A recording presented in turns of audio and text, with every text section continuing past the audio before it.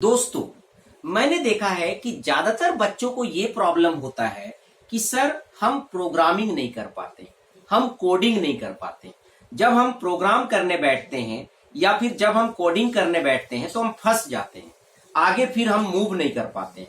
ठीक है, जैसे कि आपने किसी प्रॉब्लम कर लिया और आप उसका प्रोग्रामिंग करने बैठे तो पता चला आपको कि लॉजिक समझ ही नहीं आ रहा है कि ये कैसे सॉल्व होगा, इसका प्रोग्राम हम कैसे लिखेंगे।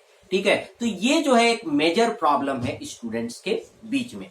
और मैं बता दूं कि ये प्रॉब्लम इसलिए आता है क्योंकि आप प्रोग्रामिंग को गलत तरीके से सीखने की कोशिश करते हैं।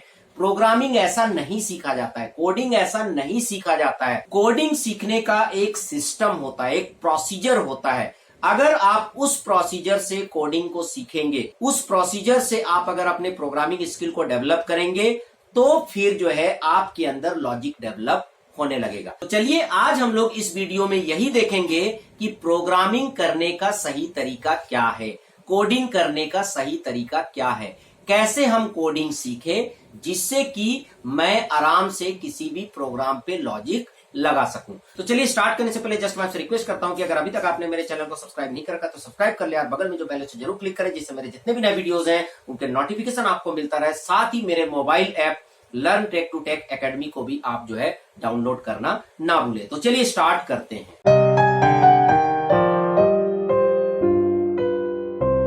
तो दोस्तों, आज मैं इस वीडियो में आपको बताऊंगा कि प्रोग्रामिंग और कोडिंग को सीखने का सही तरीका क्या होता है। तो सबसे पहले मैं बात करता हूं एल्गोरिदम का। अगर आप प्रोग्रामिंग सीखना चाहते हैं तो सबसे पहले अपना एल्गोरिदम स्ट्रॉन्ग करें।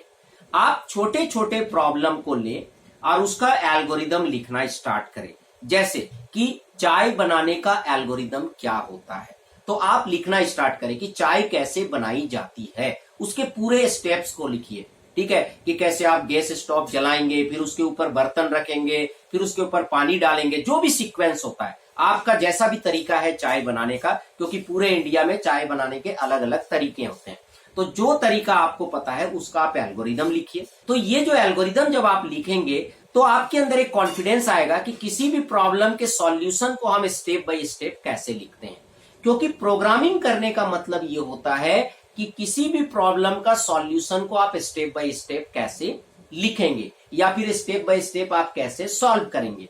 उसके बाद आप क्या करें, मैथमेटिक्स के छोटे छोटे प्रॉब्लम ले, जैसे कि प्राइम नंबर कैसे चेक करते हैं उसका आप एल्गोरिदम लिखिए, कैसे हम फिबोनाची सीरीज जनरेट करेंगे उसका आप एल्गोरिदम लिखें। तो मेरा कहने का मतलब यह है कि जो भी प्रॉब्लम है उसका सबसे पहले आप एल्गोरिदम लिखें।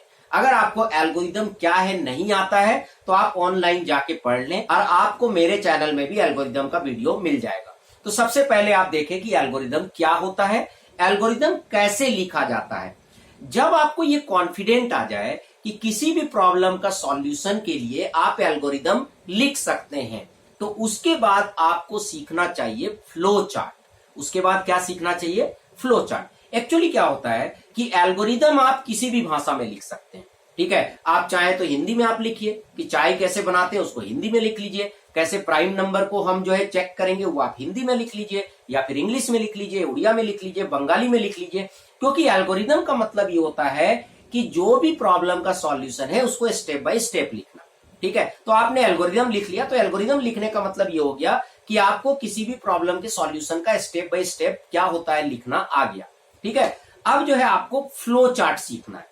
तो फ्लो चार्ट क्या होता है, किसी भी लॉजिक को जब आप पिक्टोरियल फॉर्मेट में दिखाते हैं तो उसको हम फ्लो चार्ट बोलते हैं। क्योंकि फ्लो चार्ट जो है आपके प्रोग्रामिंग के काफी क्लोज होता है।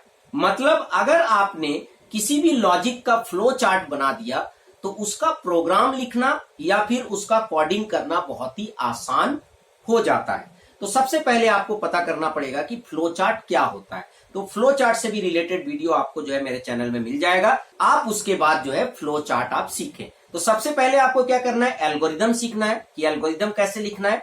उसके बाद आपको सीखना है फ्लो चार्ट। जब आप फ्लो चार्ट से किसी भी लॉजिक को पिक्टोरियल फॉर्म में रिप्रेजेंट कर देंगे तो आपको कॉन्फिडेंट आने लगेगा। जैसे आपको फैक्टोरियल चेक करना है, तो अगर आप फैक्टोरियल का फ्लो चार्ट लिखना सीख जाएंगे या फ्लो चार्ट बनाना सीख जाएंगे तो इसका मतलब यह है कि आपको लॉजिक लगाना आ गया।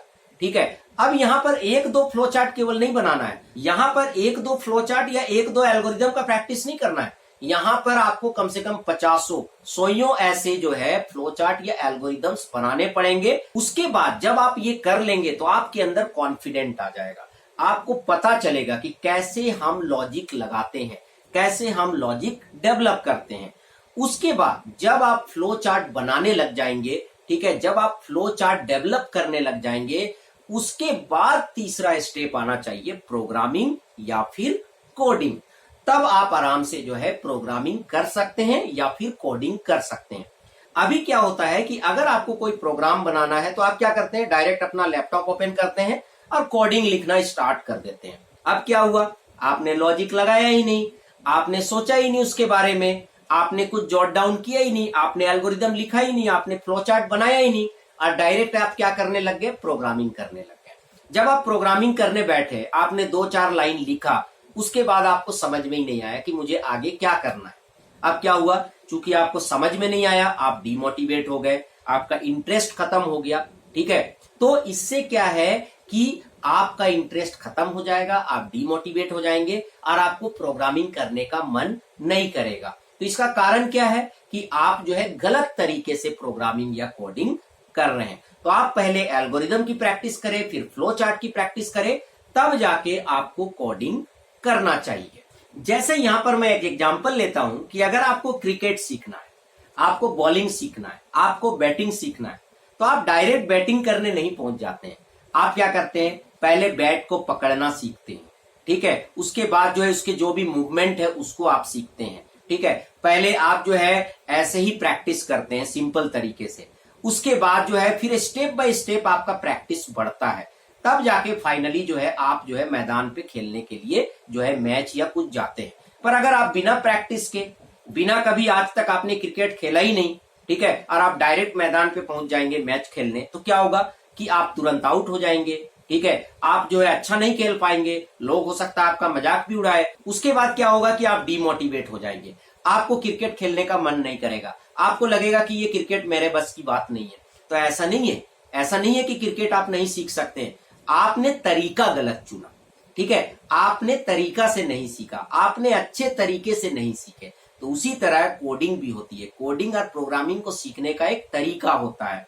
यहां पर क्या होता है, मैंने देखा है 95% स्टूडेंट कभी एल्गोरिदम नहीं बनाते हैं, कभी फ्लो चार्ट नहीं बनाते हैं, केवल कोशिश करते हैं कि मेरा प्रोग्राम बन जाए। अरे भाई, आप प्रोजेक्ट बना रहे हो, आपने उस प्रोजेक्ट का फ्लो चार्ट नहीं बनाया, आपने उस प्रोजेक्ट का ईआर डायग्राम नहीं बनाया, आपने उस प्रोजेक्ट का एल्गोरिदम नहीं लिखा, तो आप कैसे प्रोग्राम लिख दोगे, आप कैसे कोड लिख दोगे।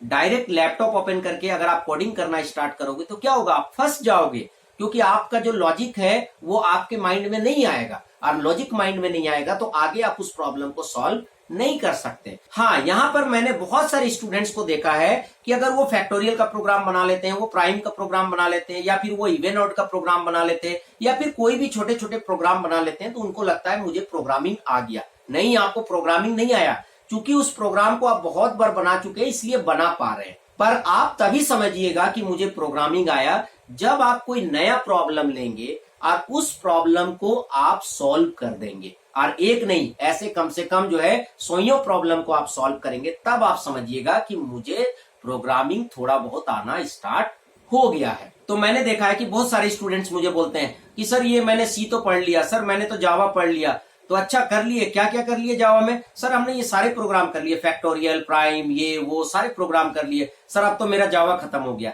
जावा नहीं खत्म हुआ, या फिर सी नहीं खत्म हुआ। आप कुछ ऐसे प्रोग्राम लिखिए जिसमें आपने खुद लॉजिक लगाया हो और आपने उस प्रोग्राम को खुद बनाया हो। जब आप खुद से प्रोग्राम बनाने लगेंगे बिना किसी का हेल्प लिए, तब आप समझिएगा कि आपको प्रोग्रामिंग थोड़ी बहुत आने लगी है। और उसके बाद कोशिश कीजिएगा कि उस टेक्नोलॉजी में या फिर उस प्रोग्रामिंग लैंग्वेज में एक अच्छा खासा प्रोजेक्ट बनाने का।